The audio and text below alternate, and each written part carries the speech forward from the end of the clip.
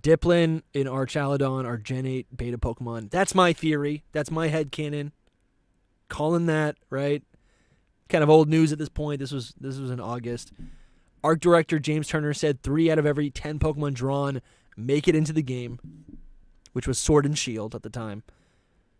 And my thought process is, if you look at these Pokemon, they literally look like natural evolutions. My thought process, why are Gen 8 Pokemon getting evolutions right now? Right? Almost like they were good ideas, they weren't fully fleshed out. And then they had to make them real. They had to reintroduce them, right? My thought process is, when you draw an apple Pokemon and you're pitching an apple Pokemon, and then you think of their evolutions, they probably say, what are 10 things that Applin could evolve into, right? Applin's going to evolve into a candied apple. It's going to evolve into an apple pie. It's going to evolve into maybe bobbing for apples. Maybe it's going to evolve into an apple tree sapling. Maybe it's going to evolve into a full apple tree. Then you go, wait, it's not an apple. It's a bug. Okay, so what could this bug turn into, right? Maybe there's another bug. Maybe it infects. Maybe its first evolution is that it infects an apple, and then Applin, and then the bug Pokemon inside of it, now it infects a peach, or maybe it then infects a pumpkin, and it goes down the line of what it's infecting or what it's eating, essentially, right? Before before this design is even finalized, that's the thought process of Pokemon game and Pokemon art designers, right? They go, what is the concept? Let's flesh this out completely. Before we even start drawing, what are all of the ideas, right? That's how I think that's usually how things happen, right?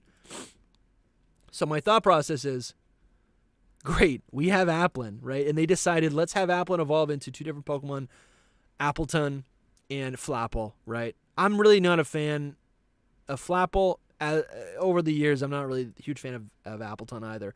I don't like how small it was. I used to think it was a big dragon, like Drampa. So then they go, well, this is a really good idea, and we could use this for Kitakami. We could use this to promote, right? Why is this a forgotten design? And to me, it looks so similar. Dude. And this is another theme of Generation 9 Pokemon, that so many of the evolutions feel redundant, right?